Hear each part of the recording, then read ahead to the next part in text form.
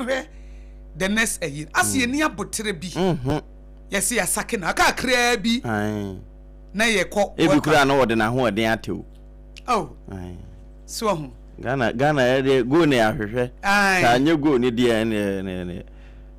lusu nka ho epere nko a da bi na mo team no mo eye mo se mo team na yama ho eye mo se Black Stars na yama na Brazil fo kro mo lusu eye mo se mo team no yama sa na mo adwene ye mo ho say ye mo se Black Stars team say ye mo se Black Stars team no che say eye better crossing Brazil team and a Brazilian team I say ye mo say ye better crossing Spanish ayifo Ghana na mo adwene ye yiri ye ho nko ade bibia no wa ye ntime nyew da bi mo eye mo expectation ye too high mo mra from mo players so mo shada ni players sa the senior national team more players but mo shada ni players sa eti mo susu ma mo asa de eye mo nwanwa se mo adentina mo se Black Stars team eluso ha mo dwen se ntimi lusu mo se we die ntimi ma me yesika ye tua no so ntimi sika ba afode ye boy ene munya ya asemu apa se ya me ni amre san so a ombe ensa ya bi se enye coach na wo sesa no because at the end of the day no e wo mu se coach na the strategy and but players no so players no omo so ka ho team na na ye de wo mo ai omo a eti coach na no ba na de na wo be sesa no okay e de no be sesa e wo mu so betimi the news ene say ye be sesa nkan se ye sesa ba bia o ene ne mu mpagya team ni nyina ntontwene ne ye sesa no foforo aya botre e se mo hye kakra na obo friendly matches ni na awie na mo hesa de ne masiko na wontimi nyisu 1 or 2 matches na de ajage na wo se metu no ma me lose ye o won say ye bobo so hwe kura school na taare ya wanim kura anya akono eti apam ti Ghana sa World Cup ya ye ko ya mo de Black Stars iko yi mu expect say mu lose da ebe lose kura ene mo ho ye me nwanwa o ebe lose ebe lose le mu me ni kwanse World Cup ya mu ko yi ti Ghana fo mu susu say eni kwanse mu lose da ene mo ho ye me nwanwa pa team ye di ko mu dwe say mu ntimi lose da ene mu ye super team enye team papa bia nso sa Ghana for nyameka ye ho nti nyameka ye ho nyameka teams ni nyina ho England for so say nyameka ho ada Brazil for nyameka ho mo kro hye wi ye cross be mo mpaye no ente say ye de na ye ni bere ho timi boni gidigidi cartons nyina Nigeria for kro mo team sin ye kro mo an qualify for World Cup Nigeria for omo Super Eagles team no mam say ye ade sin won momo ye da ade sin ayi because e say ye ko bi ni kire say wo mo anko bi nyina ye ade sin Africa Cup of Nations so hu match omo boy team mekuta wo mo no enye bi ni Black Stars team no e so omo kromo ntimi anko World Cup mo susu mo expectation was so dodo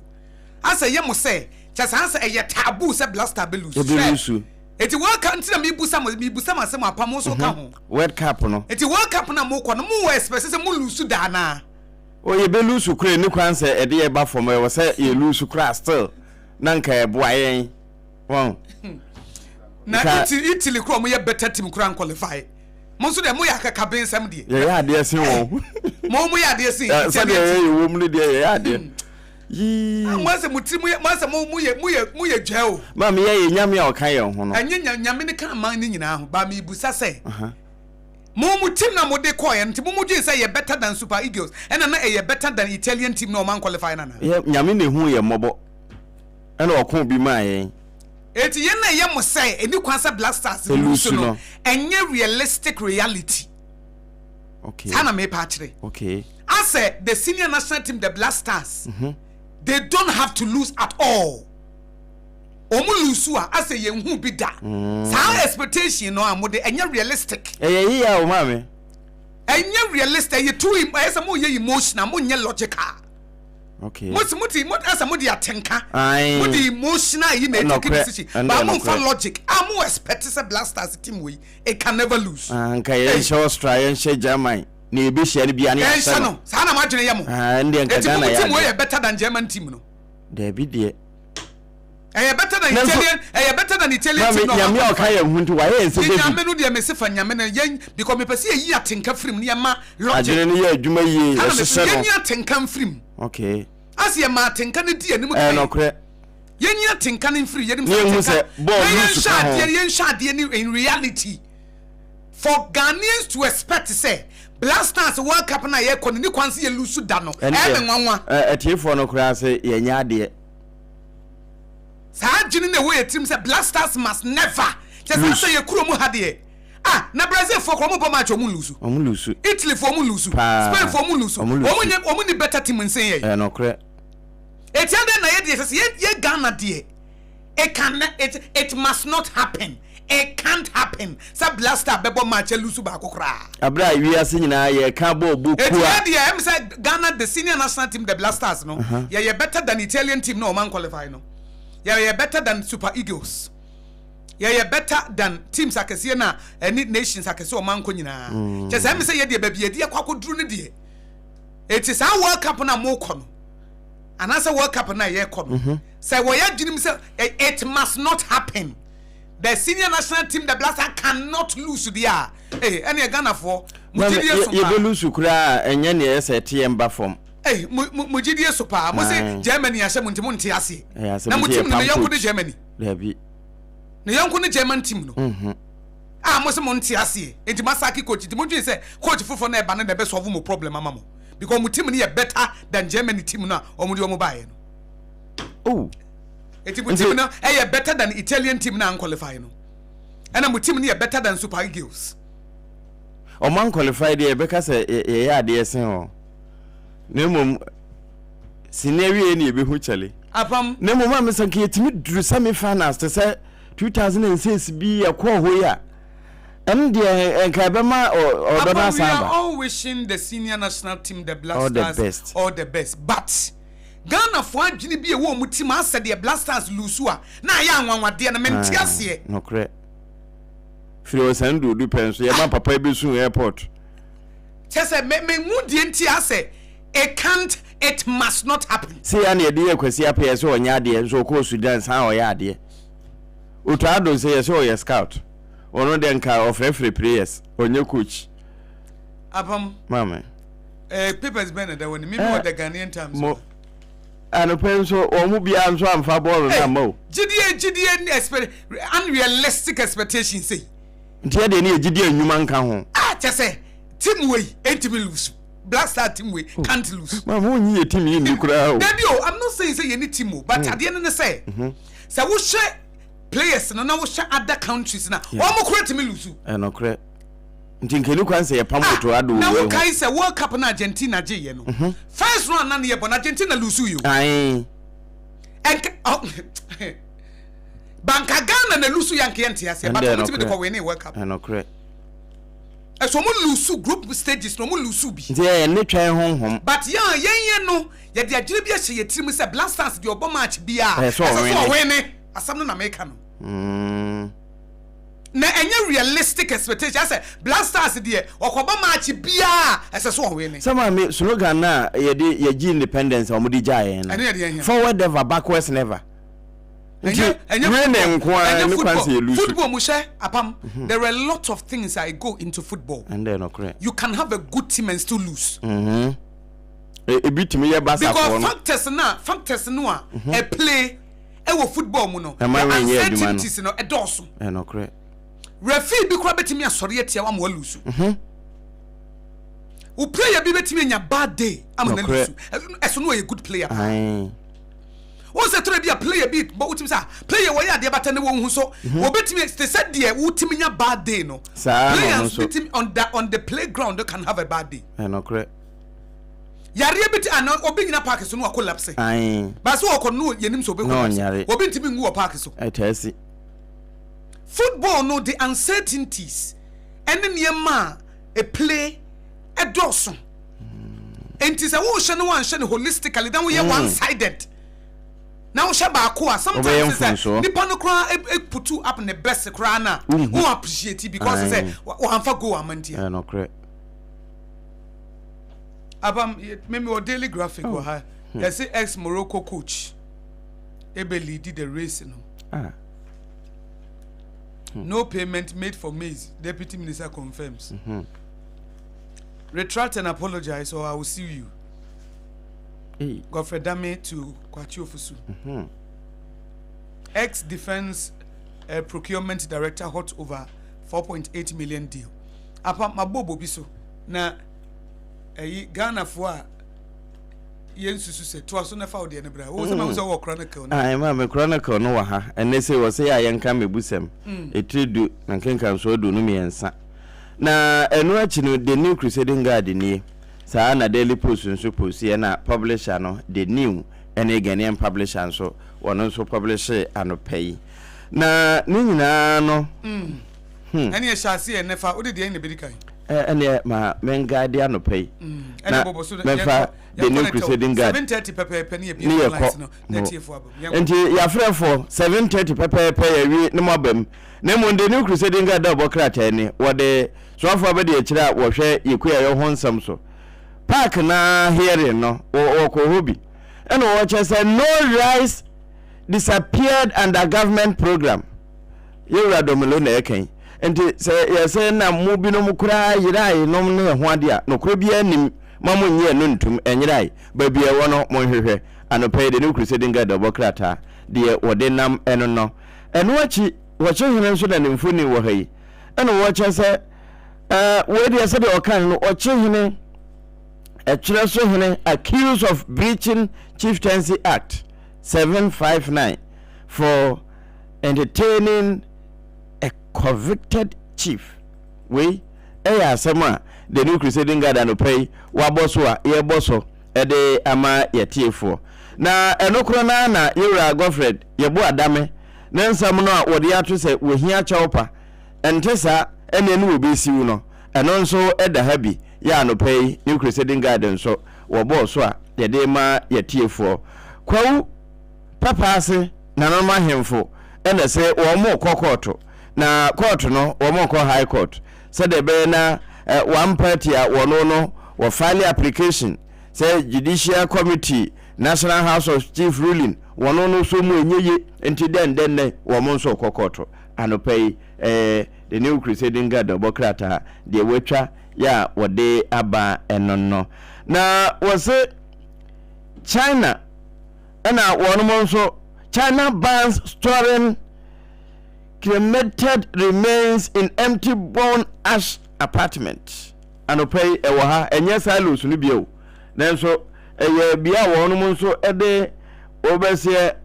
niema esiesie ne no na wono mo se wo mo so de ban atoso enye boke na nko na eyo anopai ewo ha se sie uduru Russia wono mo de atoso se eja aso enye jakuma anopai eno so honsem krata na atwa ede ababia ye boso ede ama yetiefo a anopai wo mutie sompa malifo se enya de wo mo ma jihad fo bia kwan se wo mo mfa wo mo ho na enye wo mo pemfire emfa ni nsamone endi so obi keka na saa mo ntie ne saa wo kan wa eno so honsem eno no na eba Kenya voter register no won mo nso bi wo mo de atoma 2027 won true din foforo kura ya no pay kratai wetwa bi de aba ye de ma yetiefo ne no eye the new crusading guard ntino anopai ma memfa de no bi nso entoaso na de no the Ghanaian publisher wode Kwamega Atople wode ne mfoni aba betoa member of council of state na wono na yoko boss nso Remonacha ne mfoni da hai wose wo mo ye se wo mo ye ne ho hwehwemu bi eno akora wo ye kase boso saasa ne pie na nso ni nyina no ekwawie ye koto se ne ho so nsa abrobe na so still yoko fo se nyadea wo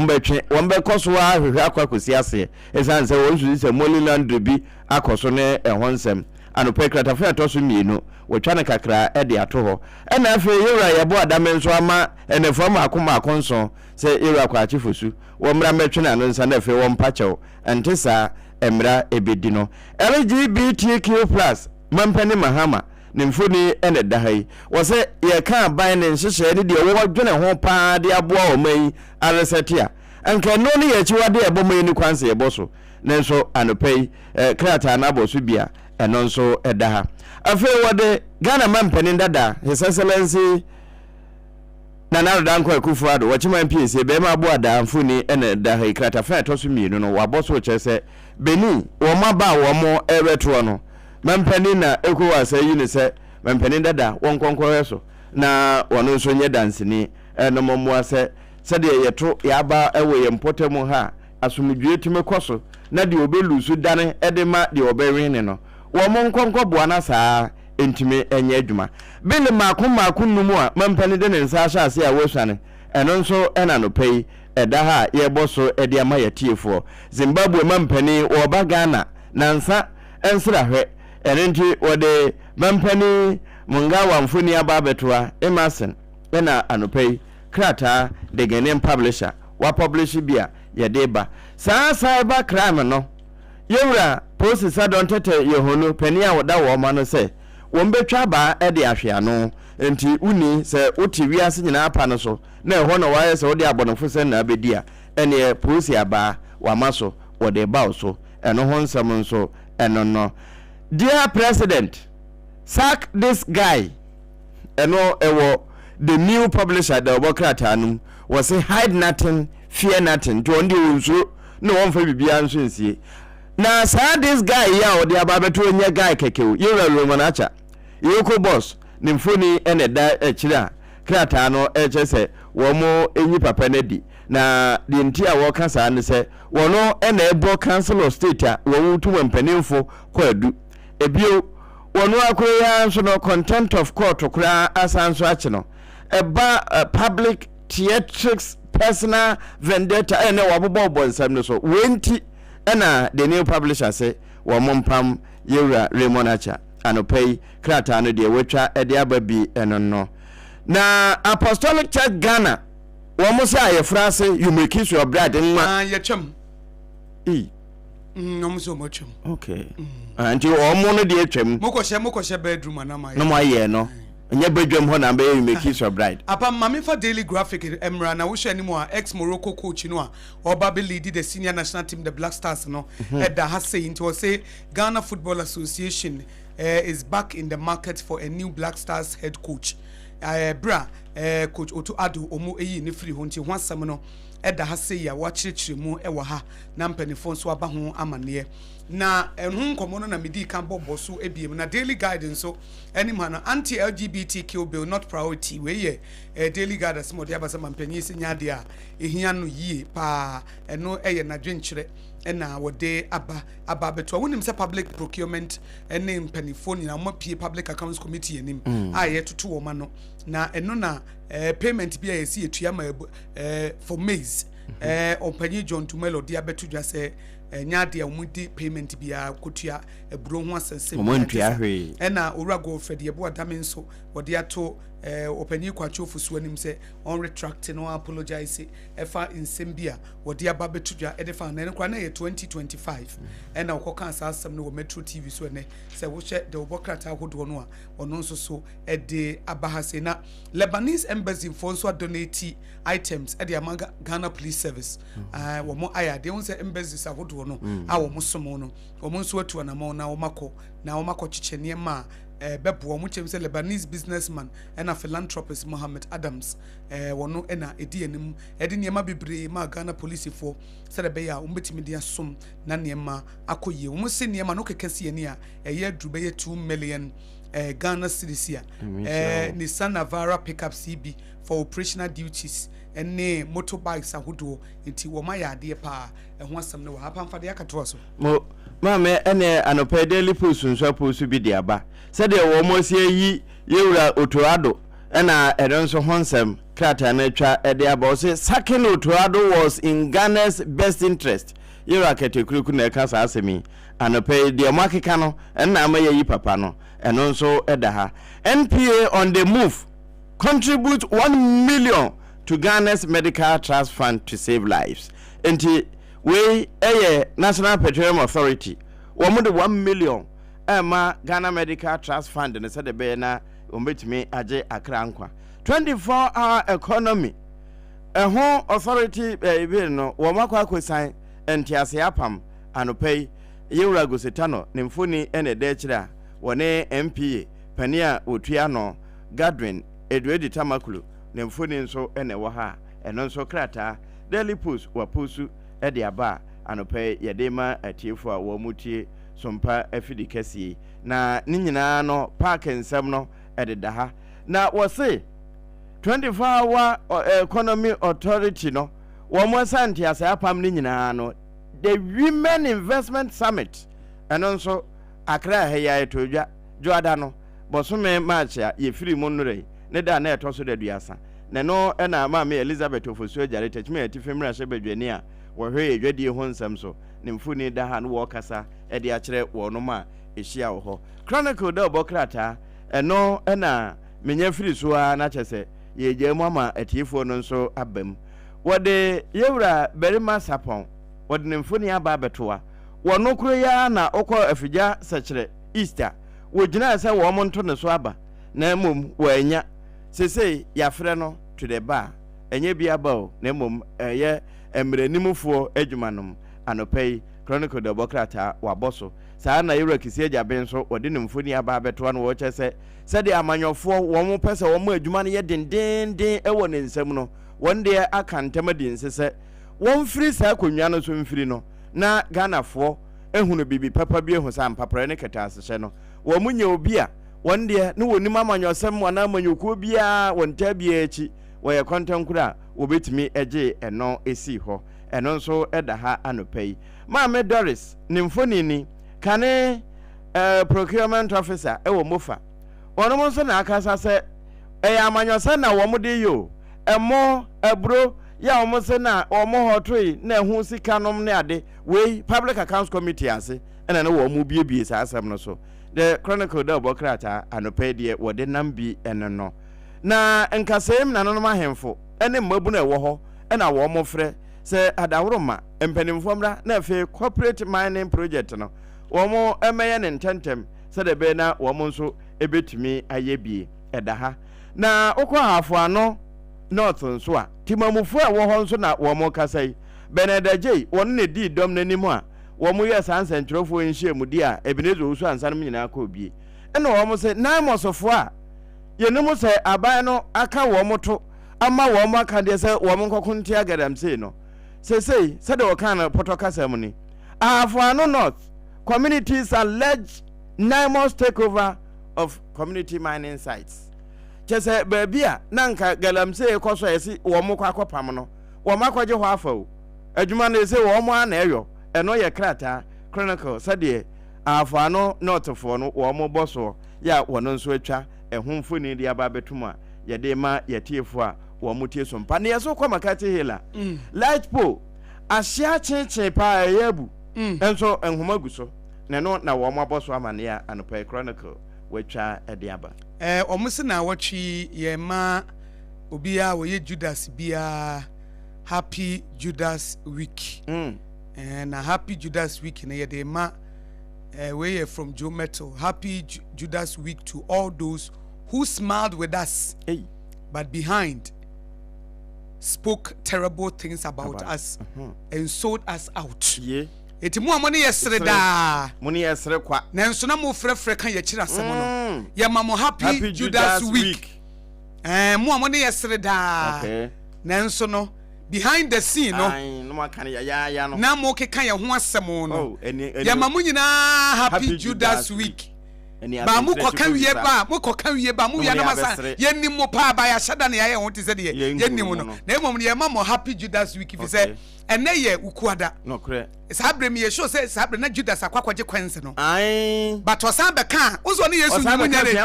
unso osan ba nti o ye ho adwuma no ukuada na ya wada no eti efiada na no nam Yesu hu nyina say wa ton no eti mu a mo ton yen no mu agya mo de konkonsa ton yen yes mu a mu wian so na mo ne ya ba besere no mo na wo twe ne ye wo mu yi no kre na what you Judas week no kre eti e mamu nyina happy Judas week ne mo hwe na wan show ho akonfo ne mo ne nyame bi ye no hwe na wan hu bi hwe na wan show ho akonfo tena se ne hu nyame ani mo nyam eti wukoda sese bre ha sei na Judas wakoje ne kwansi nyina dada no kre ama ya wada ne nyina na odi Yesu achi efiada ne nyina communion ne nyina wo fa di nyina odi bi ono kra ne book ese nti mu ama botwa ye ho ahia na mo ne yesere ye na nso mu wia no makɔ akire ho yes no makɔka yɛn ho asɛm ya mu wia no abɛyɛ hello apam hey manager mo nyina yɛ mam happy Judas week eti Judas fo nyina yɛ achia mo na wɔtwe ne yɛ wɔ mu yi nyame yɛ adom wɔ fiara mo bɛwie mo adwuma efiara mo bɛwie mo adwuma na mo ya mo nyere mo the case na bɛwie mo adwuma yeah ɛno nso na apostolic for atwa mu no eti happy Judas week ye de mamo a mo ne yesere da hia ya manager apam BITMISE ba wo hia obi foforo no a na waka no mo na wo twe na ye wo mu nti ye celebrate mo na mo make sure say won show ho won show because Judas e ko wi ase wo hye ne ho akom ye de ye mpese obehye ho akomfo ye pese wo tena se na nya metu ye pono e wo wanim eye 0260 196064 0260 196064 and 0260 196065 0260 196065 inti yankwe hello ado pacho minu abe na mehia ni ajeni mo with them yanko with them and then mama 1 minute 30 seconds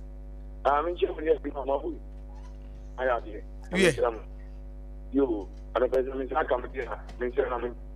saka mimi kazangu ndio hapo ni chana sura sisi ama tunaona slow na hiyo sana yo na aje kwa apam kwa sababu sisi data ama kwa bidii hapo promo ya bede wallahi mu nyina yie papa okay mega aha afedia wo so ye nya dem ma wo ani obrinpon yan fa de en hye enza coach the senior national team the Blasters there be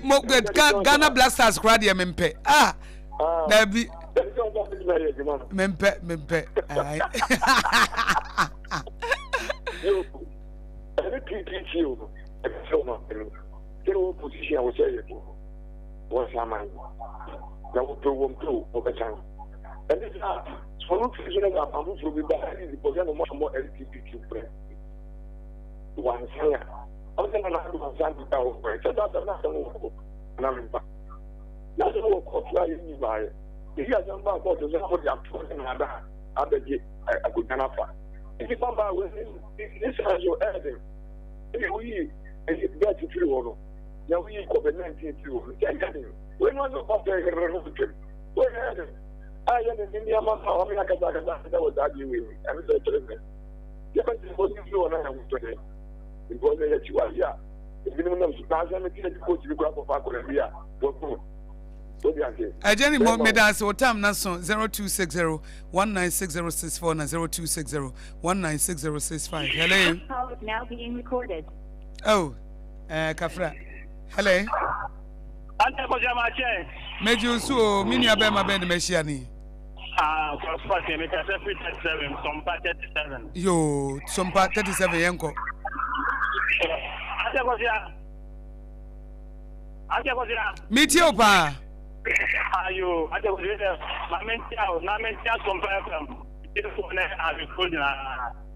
ate ko sia na kutu na ma sompa radio nti we se o be po na de amaye prof beba prof Reverend Professor Joseph Asafo du betra so wi a me de obekpa be odi afutuo ni nyina beba why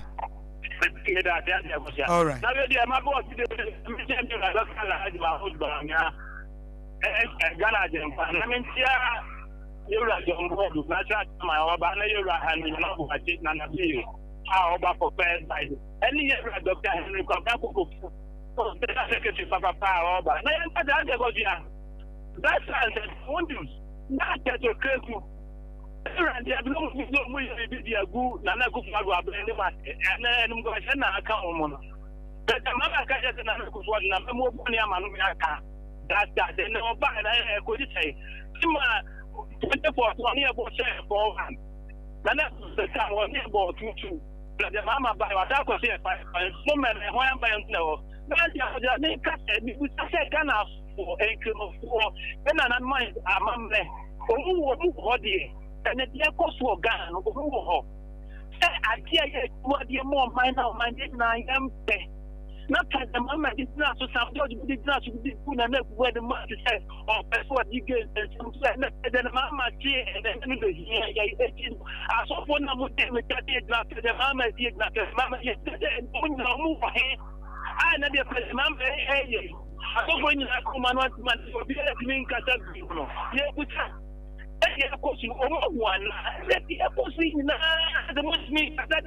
Meda say 0260196064 and 0260196065. Mumfanchaye MTA yana mukasa no network nunti mumfanchaye. Hello. Good morning, Abusia. Yes, minu ya ben meshiani. What do you mean about Mama Dombi? Yo, so for Mama Dombi mamintie wanope. I'm thinking what they found from my job. I'm in Chelabum is our police. Linda, I'm going to get to the cry. There is a big idealism at some. What can find on your demo? It's almost made in a brand and cut the Bible crack a set here. Bible crack a set here, then a young fire cut and rest in a moon. It's a brand and this opposition. Almost the army of the Catalan branch in the stadium. Papa Yanti, no, the army of the nation, AKOSUA. It's when Kenyan and the my idea, Yabako would be no one of our so cry. It's the talk. Someone with the view. And today, say, I told my Ghanaian country about free play and say, yes, I'm there as a social. The Bible near Quran, the tradition of crown, a cassette here. Nay, God, bring for head and that's certainly a moment and that's a moment, that's a moment, from a nay, I check what this is friend that I'm saying. Yeah, both of them say this, but the fellow didn't want him or throw the journey. Mate medase atie for say me kan no say your line na di adwuma no sa telecommunication company no omo de bibi kra to omo platform so say ya na kasa na twetwe sinti yemfa nche wo nti network problem eti say wonte kasa na yi na enye boapa ye network na line da so no na MIS problem no. Okay, hello. Hello, good morning. Good morning, me pa chomini abe na meshiani. Yo, mami tio.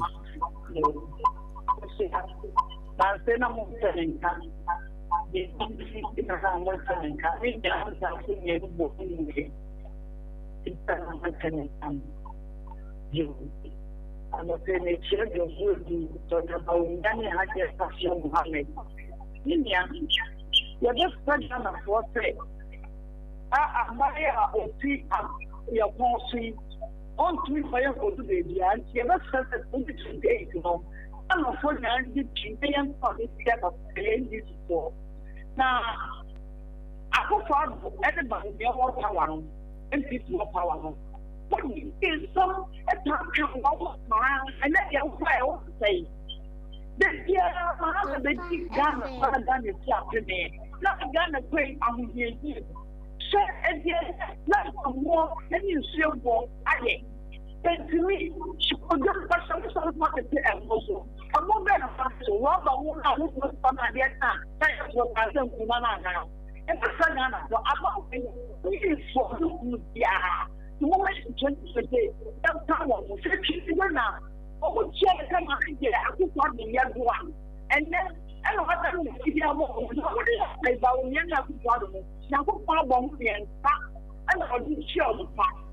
people. Meda say 0260196064 and 0260196065. Say them di kaka no network na ye woso no wo ma release statement say bi nti na ama kasa ne NCC so kakranti a kasa ne bade na nsu ya na enkoyie papa nti momfa nchaye. Hello. Good morning. Good morning. What to say? Nyame adom na wonso do the intermalayers. Me ba yo do mami ntio. And they have been 3 or 8. What is the bone? Okay.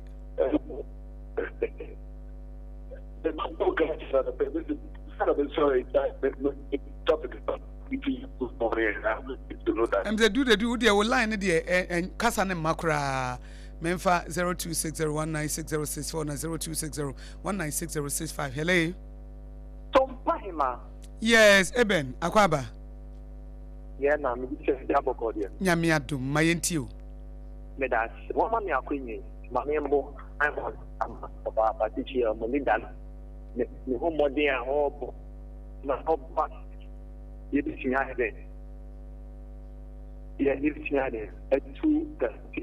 now point and I'm saying, I'm going to bomb by Naminchia and ABOAGYE Zebra and of the head of my power in the end. On ABOAGYE is my clue. So, how the upper eye and the defense. Yes, it's going to the road. A child is on the party. Because you are seeing a point and I'm not going to take the one that the chairman. It's me about Papa. In 2022,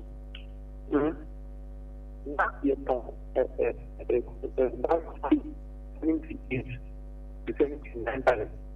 Now, yet on every officer and member and the great city. And I encourage net factor and now SOMPA FM. A barrel of food, they are $19. Now, something I'm not property, and on 30 years of this 17 which is and more 400 million.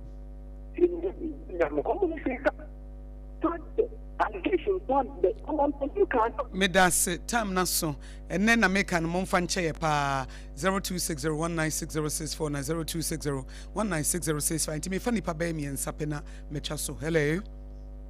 Good morning, Good morning. Me patron ho ye de. Kafra. NT 0260196064 na 0260196065. Hello. Yo, Mate, me patron mini ya ben meshia ni. Unga ba rose queen of the heavens me be to ashamanda ba. Me pacho yo maminti you. Men me abemba de di ya se ta fanya me e won how de chia na to na ma anya kupo asia ma ye mam ni ni vice president o man pe papa dia Ghana fo ya nya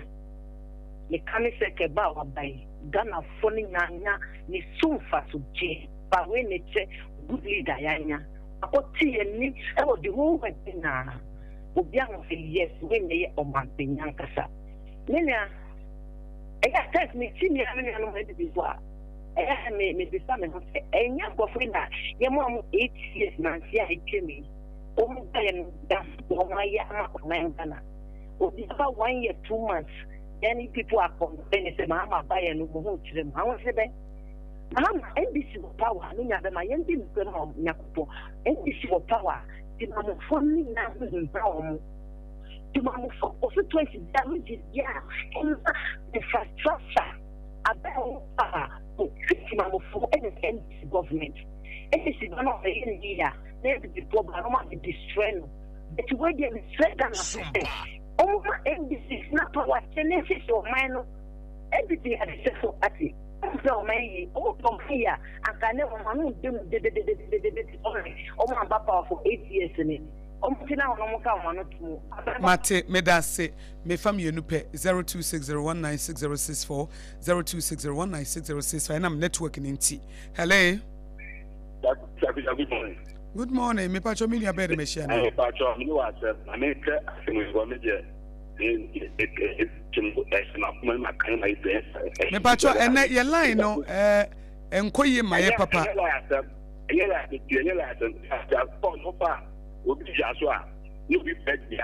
Eti bacho mimfa di wo chat okra. Hello. Okay. Hello. Okay. Apam yenni dwana enne de yese ne ye ka no. Ye tie fo mfa nche na ye behwe na ye bompa ye se nru china no na sa network na ye da so no a edidi dwuma no omo di statement about bonten se omo kasa no ene ye se data nyina nkrofo kra enya challenges kakra efa data ne ho nsensem ti omo so omo rectify nti ye mompa say by the close of the day no na bibia akoso eti apam ye ni dwana ma me nkota me ba me hyetew unya aduro we a onum ato aduane nya wo de honam ta ye wo ya malaria ejijew time heba mixture duro no time HH mission capsules no so de wo ye obi a wo sha wo junso a wo bre anase ne man koye ma wa time HH mission and capsules time heba mission na time HH mission capsules no ebeboa wan kasa wo ye obi a wo junso a wo bre immune system ayemre wo pe general well being anase empemu agudie no wo ho den wo fam a waduro ni bomode ansa wo befe Dr. Tafrija ewo 0244417669 0244417669 Harvest Praise Makamo say Good Friday no 3rd April 2026 First Love Center East Legon 4 p.m. pepe bomodi answer wo do hu be shim to register na wo dial star 725 star 1155 hash star 725 star 1155 hash na wo dem star 725 star 1155 hash bomodi answer wo be free anasa wo be send message akono wa register na atom ede ama wo yie ankasa ena opese wo ne sompa di dwuma na ye dwumadi ahodo no ye konakra na ye client service line no wo be se wo free obi di ne birthday wo pese wo de ba anasa impo wo pese wo hu ye rate card ye location ye wo Dome Watermelon Street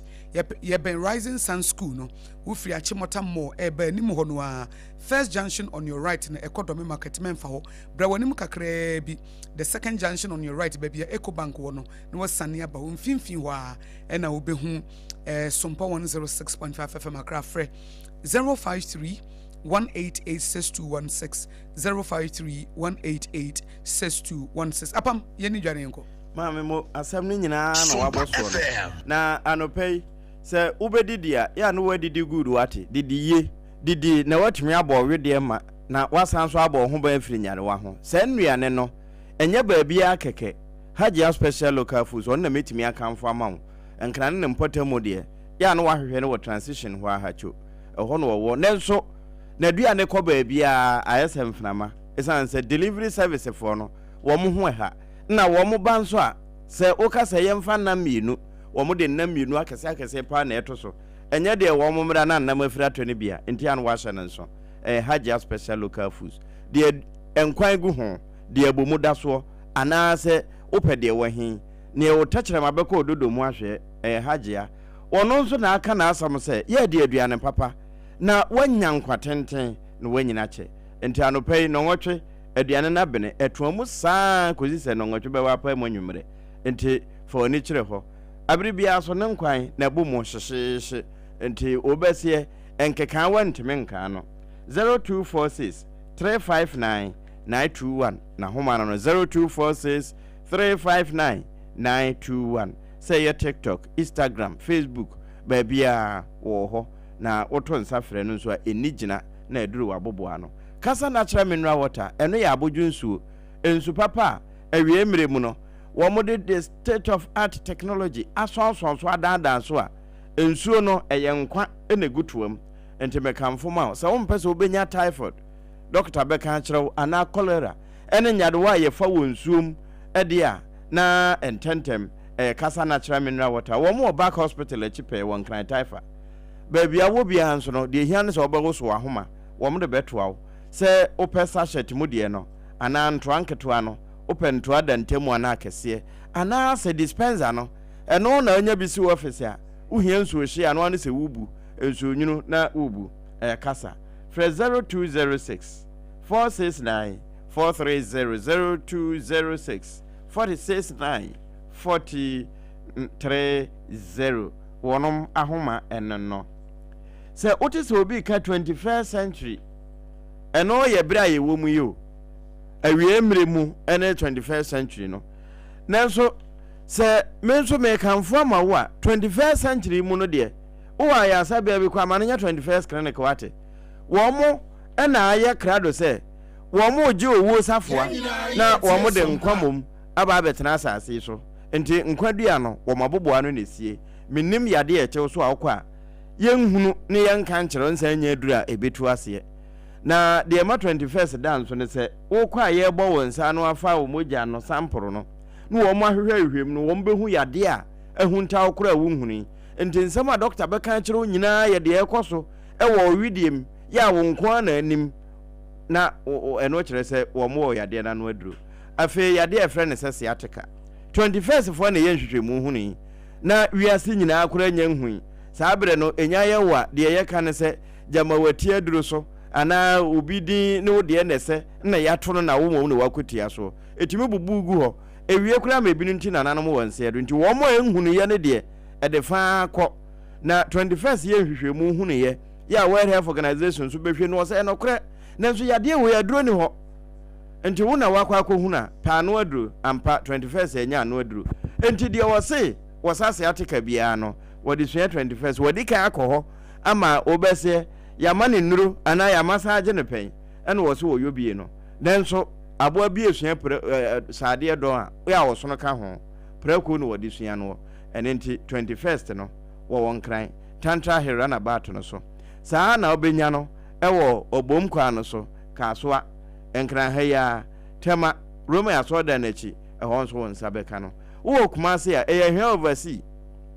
timber market nchen ho ababia SOMPA TV wo no ehon na won sabeka 21st clinic sunyanfo nyina mfo ani nkyere regional hospital ana teaching hospital no first gate wo won sabeka won se woni kyere techima e yoni fa so ufiri techima e bade a ene na second gate no e obenkum so nkransa children's park nchen ho presby bank ne nhwe animu ehon so benya won ena afi techima GM bank dandada num ye ho wonu ma wotakura de nyina nko afi kuma number 9 taxi station ho ena wo mo a e wotakwa babia SOMPA 101.1 wono eho low cost ena 21st clinic won se ka wo mo brekum ye wa mango ase ye ne Chris FM eben go so ehon so won sabeka sasa FM nchen ho a ena obo ase cancer kote 0540 311 311 0540 311 311 21st clinic where sciatica commandant where sciatica pacesetter ena where sciatica originator esa ye ne researcher wono ena ye sciatica healer no enti anopay ye kanfo ho edemaw wo mu ne kan ye ho a enkrata no mu nsem ya to ne din se Ghana Today no ye de ebre wo awunya akwanya ewura mu bi no yo enti ye beda ye tiefo ase se wo mu boye chidom ema na yasre wo mu bebre se wo mu fa ncha ye se de ya na ye no ye timi bie phone lines no eto ho ema omutimi frɛ ne ye nya ne saa se every enura nyina na saa telecommunication no brand ne mpese bebodi but o manfo nim dada ena o mo de krata ba bonten se o mo network no eso eye chichire voice messages enkoye data messages nso enkoye enti yemfa nche enti eno nanam so a ama yentimi amfa nipa dodo no a ama no ankose de yesi epe no enti momfa nche yempa ebo no se bia se de o mu ye ho adwuma yi enu wo china no na bibia akoye na enenso eye 1st April apam dada na se ye kan se April Fool's Day ba se kura de enkrofo bebre minim so bi de April Fool bi ewe wo pen a April Fool dia ye so na obi timi suma ye no ati ahim na me kai kota de bre me koye sei enso na enye nokre yes opa passe wo ha na wo frew sa bre na misa nokre na mesi wa bia na wo di chem so mo se mesi wa ese me mra me ko na mesi wa se me frew say April Fool no mama nantia from CPC e di copy e wo di chem so no akula ketu amanya 12 years eti ye so na de na April Fool no but enese wo di kodi obi a ye mfa di agras ai emra kwa se 12 boy atwam ai yes se de ai 12 kra boy atwam ena se ne ye expensive joke no kre se wo di kodi obi na se ne bufu a obetimi am ya chiwato eti April Fool's Day na twam obi e no ye fu ai memfulu obi ane memfuli obi ane enye wadwe say I'm going to fool someone no kre emfuli obi ane o try so be fuli obi o we yi so so de aduane abro na kona kwaje say wo no ni to so god na ni to so no okono okudi na aduane na ma da bi and then so e wuko da de enim ye fugu day no kre enye April Fool's Day April Fool na twam Ade bi wo ha joke bi wo ha very very expensive. After yes o ba school school penifo so mu hia wo oye adwuma no agye na adwuma ho nokre no ba school mu ho a yes yem frɛ wo ade a wo say ye proofu enne de expensive joke nokre it men try so be fully obi ane wudi kodi obi me former headmaster bi emra no so tia e betimi a chew 2nd April omobu the whole school late omobu number nentem because he the headmaster say ye hian education office no okoye na who school ni why headmaster April fool school ni no headmaster April fool na edru 2nd April nyasa mketwa anoma akura enya nama omobu the whole school omobu school ni ya wafa akwada ba ko ho abufuo abu the entire school ni nyina there be say you too expensive and then online you're very careful no be an adult me de niam bia brew esi abra beje o de ka chen se china ba beje okay manentwam ai and I make say esi Ghana mra no kretia me se me so 12 years yes me na me se wan se me mra hwew kafra o se wan se na me nam CPC ya ko nam fom mi copy o say ada wo pede wo ha nam se o yes o se me mra say nipa na me sa fa fom sa ba CPC me be draw say e proof and na wo decide ni di obi na bi mutimi hihye ni such a way say won hu o ma ne ye nokure and na de yesre obi ani ni hu ni apama na ye 1st April nokure yesi bosomefo 9 no bosome 9 no wo message a wo de be ma ye tiefo mu etie na me so me fa kakra bi so ansana Reverend Professor Joseph Asafo dun so ababeto so and afutu no ebedo nanso bosome 9 ne de di kan ne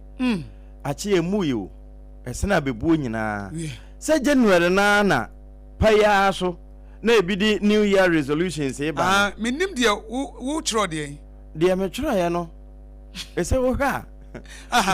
wo chro de oh me chro se afi we de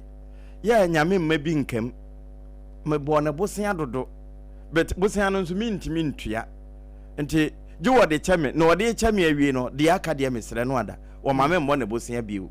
na mom wo ma me mom na me bosia mre ne ho bacho bosia be na ya na wo ta bonyame a wo nta ntua oh me pesa nka ya abri bia mitimi ne wone ne mani hia na se nka mentanya no bra no se bia wo yire ne o ma no na mo nyina waka no odi wo madim no ma ya morning devotion ka nya nka no pa bia ka ye ne saa nanso basa anopa no kura wantimi anya obetimi akwa ye ne mid morning no ya me consistency ni obetimi so wa ye nanumre okay mo say ye consistency ni ne hia obi ha odwene say oh me can say me sorry 2 am abo pai it meant me my mother be 5 am crabo okay me time no and restricted mo time na say we benya consistent time we be spend it with God say bia we be at 12 midnight bia me benya me na ase na nso bi at 12 no wantimi a na 2 no wani ti ya still abo pai consistency ni ne hia yes a hyegu yentime ka say oh me can say midnight menti bi ene na de menti mi amo da bi enkam during the day no per time bi na bo okay ni nyina ye prayer no kre obo mpa ya na jo anyame tiew obo mpa ya no pa anyame tiew obo na wi anyame tiew oni da wa ye busy the power is in the consistency okay it mean you so no because me say nipa bebre sa de na ewi wo mo pa oka so obesori ahomachi 5 am aye devotion and it na abo 6 no kre it was na de menti mi anye devotion da bi betimi aye 6 o'clock no betimi aye ade a chia no try say normal time no betimi aba it is a time no kra pa ho a woni ti aye men you so no mfa nya excuse na afi de woni bebra ho so na boso me kra ade no so the more a wonye no na emu chi na emu chi no because apa mo so na we ni han so kra ebre wo so so na we ni dia enye fasting na wo you but to ka say wo ni dia body ni be yemre ampa it is an attention you have to eat your spiritual food na ka menya mo prayer ni nyame ansam no it will time no kra na wa portion to say this is the time I will spend with God no so when timi kura time for no na odi aye nti abam yem fancy ye tiefo nyina ye chia wo mu ya da wo mu nyina se ye sibusumi foforo mu so ho yie mo ani na ho e ma obi fa wo sekan enwa na nka fa wo ho bo anyansapo